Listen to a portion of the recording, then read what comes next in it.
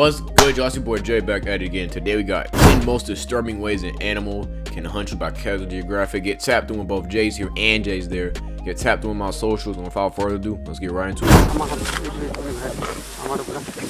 It's this where the tiger pop out, ain't it?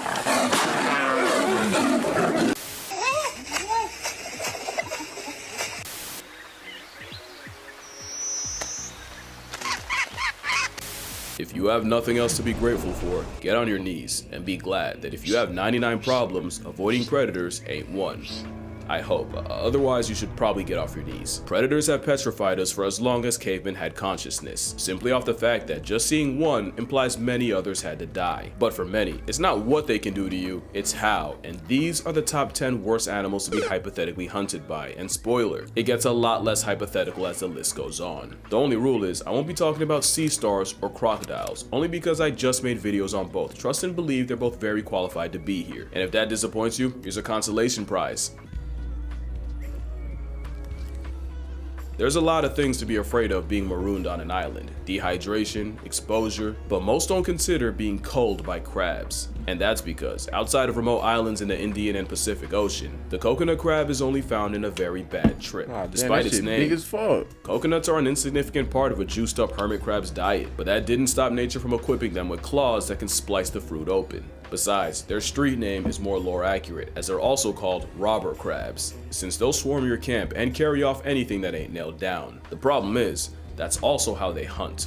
In 2016, scientists watched as a coconut crab climbed a tree and attacked a sleeping bird, snapping its wings only to continue its death grip after they both fell on the ground. Within minutes, several other crabs spawned in and proceeded to shred the barely breathing bird for hours. The crawling antichrists are scavengers with bloodlust, so getting gored by one means you'll certainly be maimed by more, and the fact that they can climb and track blood means there's nowhere on the island you can go where the Krusty Krab crew won't find you. The crabs are anti-can animals, as in anything can get it. Rats, cats, even full-grown pigs can get flesh stripped, but the most disturbing stories are those of coconut crabs eating humans. One gruesome account followed the 82-day Battle of Okinawa, where Japanese soldiers bore witness to hordes of giant spider-like crabs ravaging the bodies of their dead comrades. There's no real proof that this happened or that it even involved coconut offenders, but unfortunately, that's exactly how the crabs would have acted. Imagine a gang of armored cockroaches carrying the jaws of life, except the outcome of getting caught between them is quite the opposite. And with a diet of detritus, most coconut crabs are poisonous to eat, especially since many have the habit of eating sea mangoes, a fruit so toxic it has another name: the sardine apple. By far the scariest theory though is that it was coconut crabs that perp-walked Amelia Earhart off the census. Scary because whether she was past tense on arrival or incapacitated a plane crash would not have changed the response by the crabs. And while it's just a theory, the idea that someone's last moments could be spent desperately dragging their crippled body before an army of crabs brutally mutilates them for hours as their suffering only draws more is enough to earn them a spot on this list. And yet, they're only number 10. What's good, y'all? We back. My laptop started tweaking out. You know what I'm saying? Started messing up and all that because this is a very old model of Windows. It's an 8.1, so had to edit some footage out, but we back. Most people aren't afraid of the dark, more so what could be in it. Thalassophobia is that before the ocean, but not a lot of people are afraid of the sky. Probably because you should be able to see what's coming. That's why the harpy eagle is number 9, because if this is your predator, you will never know peace. They're one of the biggest eagles on the planet, but what makes harpies built different is that their wings are way shorter, which means the harpy aimbot can chase you through the trees in a way no eagle ever should. Just imagine a homicidal hippogriff breaking into your house and snatching your little brother out of his bed. Now you understand. Yeah, I don't worry about it. I don't know. These things, don't they live in like South America or some shit? Boy, ain't there. You ain't getting my little bro.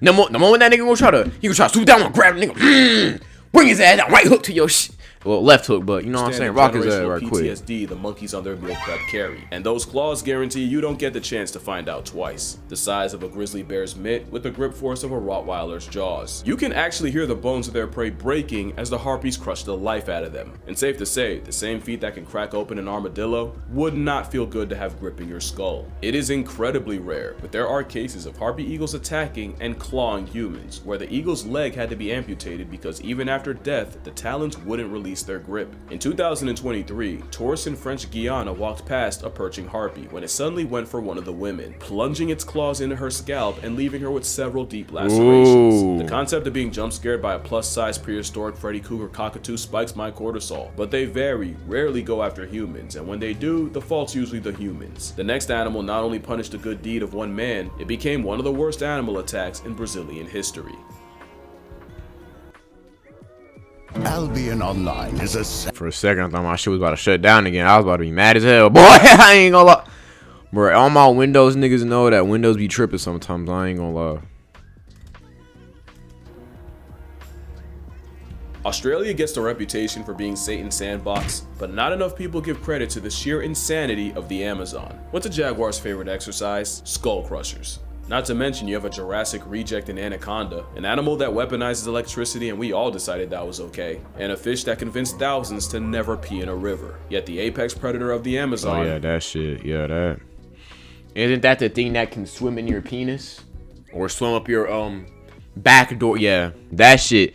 Yeah, I ain't never swum in no river like that. Isn't actually a jaguar. To be fair, the giant river otter is also called the Arianya, or the water jaguar, but with its attitude and aptitude for gang violence, it's more like an unhinged water wolf. That gang mentality is how a group can make a jaguar hit the reverse with no key, and it's already bad enough that the roid weasel can grow to 6 feet long without the fact that they'll also roll in a pack. It's an apex predator that eats mostly fish, but they'll also fold crustaceans, anaconda, and even other river otters will adjust their routine to avoid getting run up on by a crazy-eyed cousin. You don't realize what multiple are capable of until you realize how bad they do caiman. Giant river otters will jump a caiman, overwhelming it until its muscles fill with lactic acid and it's virtually paralyzed. It's been said before, but that is an honest erectile dysfunction, and otter mafia will eviscerate the caiman alive. An alligator, a saltwater crocodile would never go like that. I ain't gonna lie. Ripping it to pieces, while also sounding like if Rugrats took place in purgatory.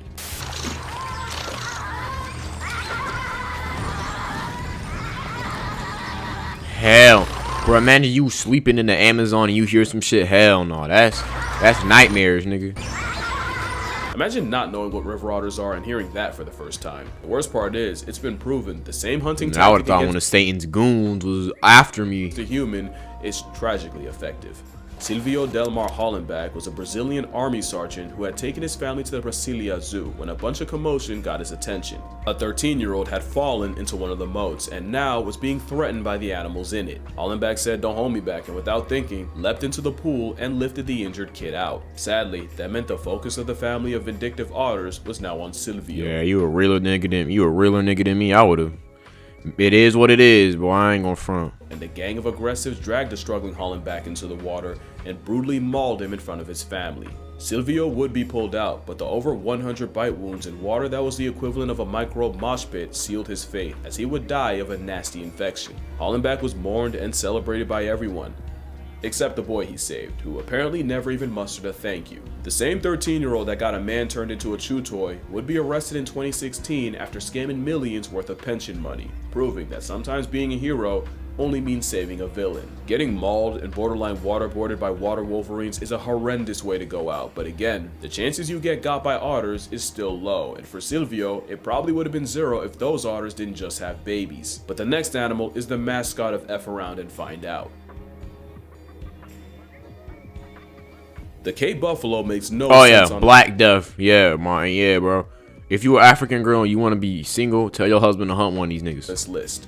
Until you remember, it's one of the few prey animals that actually hunts predators. The tank, nicknamed Black Death, is arguably the most death-edging animal to hunt because it is a top 5 most vengeful creature on Earth. A common misconception is that the lion's biggest rival is the hyena. That's laughable when a 1,200-pound piss fit can send a big cat backpedaling. The Cape Buffalo is number 7 because cows are dangerous enough, but if Widowmaker tastes death, the rage cow ensures you go down with it. The Cape Buffalo has treed lions for hours, and they'll stalk lion cubs just for the purpose of stomping them out. Now add that the Bush Mafia can pull up in a super herd of over 1,000, now you understand how lions risk going full-time horizontal every time they try them. And with a couple hundred people gored and killed by them a year, this is the first animal here. God damn! Nigga in there, bro, that nigga went airborne. Respectable body count. The problem is, every year, people hunt them without realizing the buffaloes hunt back. An injured buffalo has been known to retreat to tall grass to lure you in and stalk you just to rear end you. Yeah. Fuck that. Fuck all that hunting shit. We not hunting no big ass media. We not doing none of that shit. Your back is turned and keep going until you stop standing. And unlike most herbivores that'll straight up watch you get got, or in some cases gift wrap you themselves, Cape Buffalo will spin the block for a predator in an effort 1,000 times John Wick. You know you're dealing with a menace when you're talking about a cow using the honey badger method on a lion, and some people have to be connected to God's Wi-Fi before they understand. Texas trophy hunter Asher Watkins thought it was sweet until his target attacked him first, completely ambushed. Nigga say you trying to hunt me? Bet, nigga. Ah, like, nah, bitch. Hell no. We not know. What the actual fuck do I look like hunting an animal that wants to hunt me? What type of reverse psycho? Nah, we straight. The spite-fueled beef struck Watkins at 35 miles per hour, tearing his chest and stomach open, and he was declared dead in the ambulance. A tragic death, but definitely not unprovoked. Imagine walking through a corn maze knowing you're one wrong turn away from a buffalo same-day shipping you to the Lord like an afterlife Amazon package. On several islands throughout Indonesia, you'll find a dinosaur time left behind. The Komodo dragon is one of those. Oh yeah, nah, I'm not being hunted by this shit. Nope, hell nah. I already know what a Komodo dragons quite literally are like spawn of Satan. Like, nah, okay, not spawn of Satan, but these niggas different, bro. Venomous bite. They eat their own peoples alive. Like, hell no. They start hunting you, you're as good as dead. The Komodo is everything scary about coconut grass. Look at how big them niggas is, bro. Them niggas is fucking massive. That Jurassic juice. Komodos will eat everything, and it's why baby dragons will hide up in the trees or even roll around in feces because the adults are highly cannibalistic. The steroid giga iguana also has the unfortunate habit of unearthing human graves and feeding on the long expired remains. The Komodo dragon only has about 12 successful hunts a year, so when one makes you a priority, prepare to spend days tailgated by a murderous. Why is a nigga looking around? Nigga, run. I'm not about to look at a fucking Komodo dragon walk towards me and just think, nah, we hitting the back pedal. He gonna try to jump at me. I'm gonna weave. Like, we not about to sit there and watch this nigga walk towards me. Lizard. In 2008, 5 scuba divers were caught in a riptide and swept out to sea, and after 12 hours spent drifting the aquatic void, they landed on Rinca Island, where they spent the next 5 days playing cat and mouse with a monster resident dragon that took notice and stalked them, which isn't easy, thanks to another unfortunate habit of theirs. We used to think Komodos were one-shot specialists that only needed to bite you once and then just wait for you to fold to bacterial infection. And they ate your ass alive. It's like LeBron letting you get the ball just to spank it off the backboard.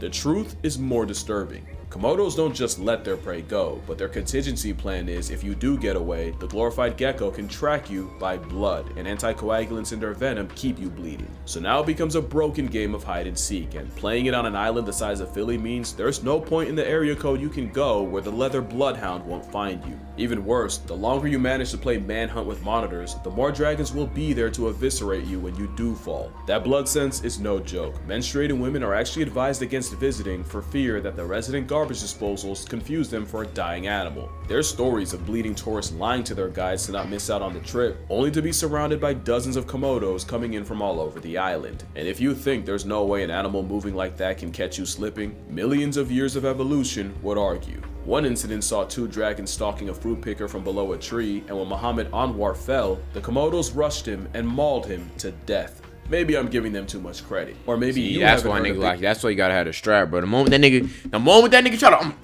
aim that bit, boy, that nigga gonna shit. We gonna fill your ass with some holes, nigga. Fuck you talking about? Baby goats scream from inside of a dragon.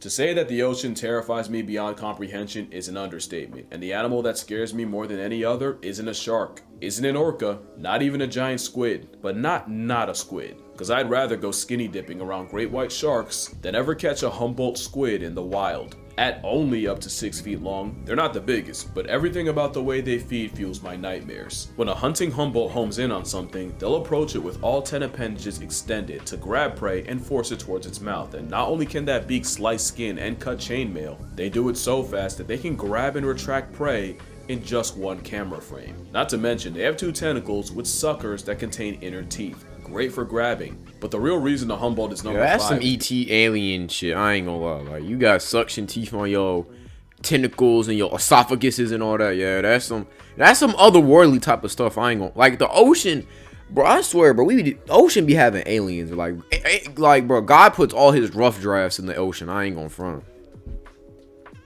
Because the way they would hunt you is straight out of a Stephen King wet dream. Humboldts can hunt in parties over 1,000 strong, and they're also highly aggressive, speed-eating gluttons that'll strip fish down to the bone before fishermen even have time to reel them up. They're also trigger happy with the cannibalism, and the moment one of their own shows weakness, it gets jumped and torn to shreds. The problem with Humboldts is they speedrun life so fast, they're never not thinking about food, and if you find yourself in the waters at the wrong time, you can get mauled by a pack of fleshy armed box cutters. But it's the intelligence that's the biggest problem, because Humboldts aren't always aggro. They can be curious too, and they'll often steal cameras and lights just to take them apart and examine them. But Humboldts can go from 0 to homicide in seconds, and because they communicate by flashing red in a sea of black, once one says go, many more will follow. One diver was approached by a squid who gently started nibbling on him, and the diver, who probably couldn't believe his luck, started filming. And in seconds, the squid started pulsing red, and the man was immediately slammed by multiple as they simultaneously began to pull him into the abyss. Hell. He would escape, but he genuinely thought his ticket to Tupac was booked, and there's many more stories of divers being confronted by squids and nearly dragged to the point of no return. My nigga, imagine you chilling with a squid, you hear something on you, you feel something on your arm, be like, oh, it might like me. Then nigga here, fetch me his soul. Hell no. It's where they've had Humboldts attempt to rip off their Absolutely masks and drown them. But going back to the first diver, I think the most disturbing part is the moment he didn't fight back and let himself look easy was the moment he became a green light to a red devil. The last unfortunate fact is that Humboldts will perform diel vertical migrations, where every day they rise from the depths to hunt before eventually going back down. So they're more likely to run into you during goblin mode. Unfortunately for the next animal, goblin mode is their entire life. You've probably heard that there's few animals that actively hunt humans, and that polar bears are one of them. Yes, sir. I want to clarify, they don't actively hunt humans, they just passively don't give a follow me now. Polar bears are the largest predators on land, and as big as you think they are, I swear to you they're bigger. The problem starts with the fact that they're the only hyper-carnivore bear. They eat meat, and meat stands for merc every and any time, and it can make up 95% of their diet, where in something like a grizzly bear, it can be as low as 10. That would be bad enough, but polar bears also live in a freeze-dried desert where in the winter, they can only live off of feces, foxes, and other fallen polar bears. Polar bears have way less options. I ain't gonna lie, living at the Arctic as hell. And I can't blame them for eating humans. We don't fuck they whole turf up, my nigga. Global warming, these niggas ain't got, they got like a fifth of the block they used to have. So I want to kill, bro, if I was a polar bear and I saw a human, shit, you getting shot too, ugly. Depend on receding, they can either get creative or get cremated. So they don't actively hunt humans, the same way I don't actively grocery shop for Chips Ahoy, but best believe if I see them, I'ma grab it. That's the polar bear, except they don't have to see you. With the best nose of any predator, a polar bear can smell a seal from miles away. They can detect their breathing hole from another area code and can even clock a seal under a foot of ice. So it's really true, if a polar bear sees you, it's already too late. From 1870 to 2014, there have been only 73 attacks on humans, with 20 census subtractions, but being targeted by the ultimate predator of persistence is a different level of fear. In 2016, 5 Russian scientists were held hostage by over 10 polar bears, who stalked their weather station and forced them to have supplies and flares airdropped by helicopter. In 2019, 50 polar bears invaded the town of Novaya Zemlya and put them in a state of emergency, where people were afraid to leave their houses and refused to let their children go to school. And with shooting them being illegal, folks had to bear this reverse Goldilocks situation unarmed. And I mean that literally, with ice bears breaking into residential. I'd be damned if I go to the restroom, I see a big ass bear waiting outside my stall. I'd be damned, boy. Buildings. Polar bears are a force of nature, and number 4, because once one chooses you, you can't run fast enough or swim far enough to be safe. One swam over 400 miles in just 9 days, so trust that you would not get away. But there's always been something about a carnivorous Q-tip that unsettled me, and I think I figured it out. Polar bears are a lot like the squid, where they're incredibly curious and intelligent, which makes the way they hunt and engage in general seem cold and calculated. You'll often notice in a lot of videos where they approach humans, the polar bears seem quiet and emotionless, and you can almost see them trying to figure it out. And their face expressions and body language tell you nothing. A polar bear pulling up on you can be curious, apathetic, or ready to revoke your presence, and you will not know which. And that's just it. They're disturbingly deadpan. And and I think that's by design. Most black and brown bear attacks are defensive, meaning they either had cubs around or you managed to catch them off guard, and most times they'll give you many signs that you're effing around in the jurisdiction of finding out. A polar bear doesn't, because oftentimes a polar bear isn't trying to negotiate or communicate. With you, it's trying to eat you while weighing the cost. So what often makes them look cute and innocent is actually them being apathetic, emotionless terminators. Because remember, they don't fear humans the same way their cousins do, and most encounters are on the polar bear's terms. So it's true when they say, if it's black, push back. If it's brown, retire to the ground. And if it's white like a sheep, you finna go to sleep. Color of a beluga, last time talking to you. And white like a picket fence means you'll wake up past tense. Number 3 and number 2 are both interchangeable. It just depends on which movie scares you more, a gross out body horror slasher flick or a psychological mental health massacre. If you pick psychological, wait for number 2. And if you pick slasher, well, you probably already know how horrific it is being hunted by chimps. The sick joke is less than 5% of their is terrible, my nigga. Bro, I ain't gonna lie, my nigga. Someone said you either get shot or you have to fight a gang of just shoot me, nigga. I ain't gonna lie. End that shit. There's no universe where I'm finding a gang of these niggas, bro. It is meat. Yet in places like Ngogo and Uganda, they can have a success rate of 80%, and it's because the way they hunt is coordinated and calculated. First, you have drivers, and their job is to pressure prey into the trees without actually trying to catch them. The moment you try to climb, you've screwed yourself, because there's also blockers whose job is to limit any possible escape routes and make a literal jungle gym even smaller. So now you gotta avoid them while being chased through the trees by chasers. The last role are the chimps smart enough to anticipate where you'll try to escape and will camp themselves coordinated jumping in the perfect spot to snatch you if you pass by.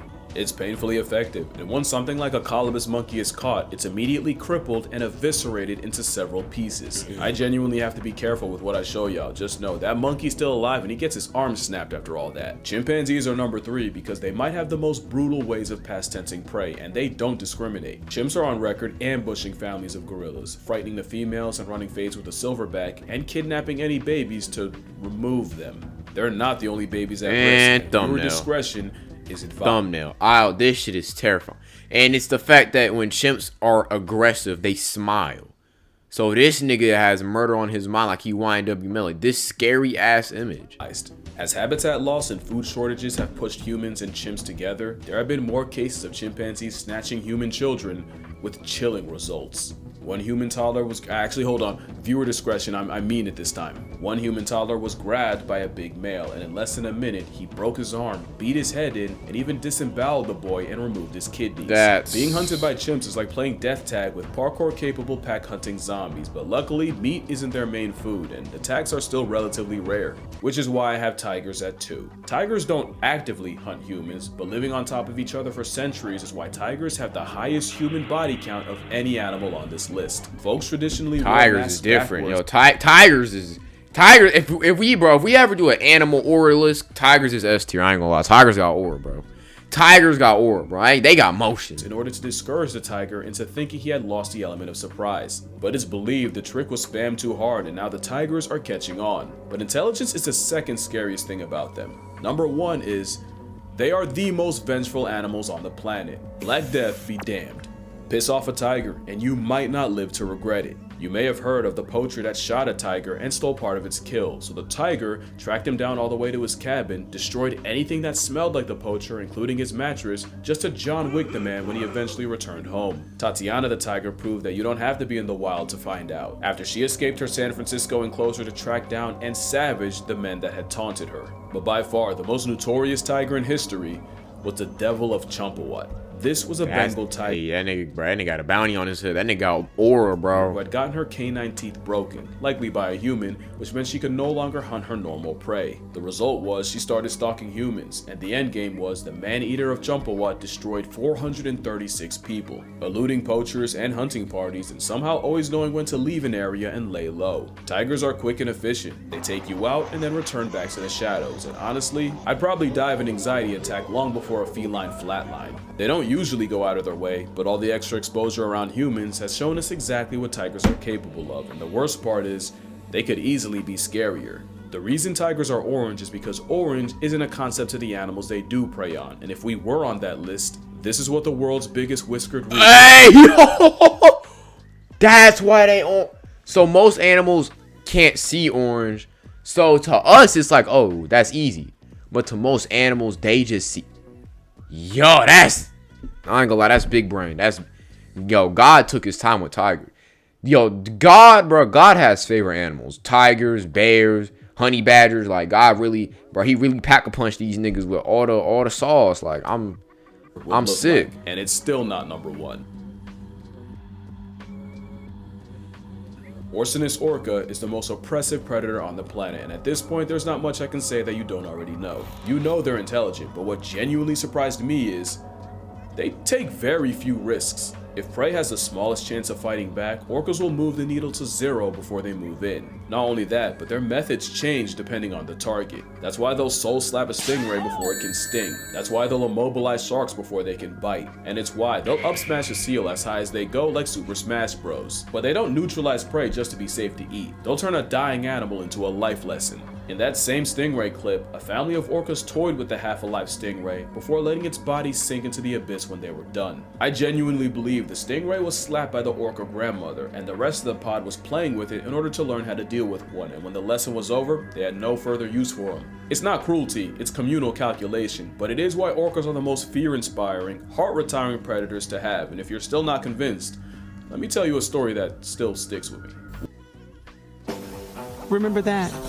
Yeah, orcas is like that, bro. Orcas is built different. Imagine you gave a dolphin, imagine you had a shark's attack potency mixed with a whale's HP and defenses and a dolphin's intelligence, you get an orca, man. I guess that's broken. One grandmother orca was not only smart enough to memorize when elephant seals in the Falklands would breed, she knew exactly where and what time the tide would be high enough to hold her. This 20-foot Type A dolphin basically staked out the nursery pool until the tide got high enough for her to seemingly spawn out of nowhere and abduct a defenseless seal pup, where she then dragged the seal out to sea as a practice dummy.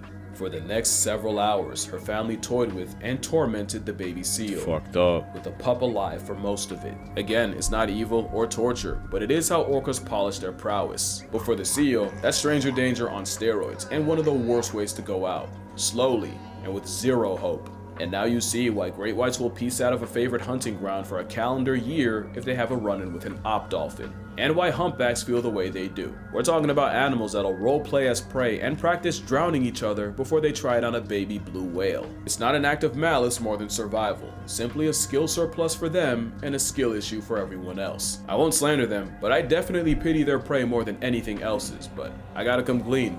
I did lie to you. They're actually not the most oppressive predator on the planet. That would be humans.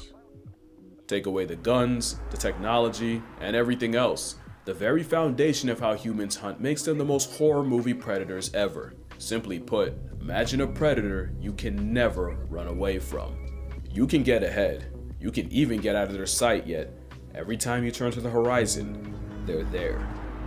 They're not even tired, but you are. Sweating. Sweating. Exhausted. You're thirsty and about to drop from heat stroke, yet there they are.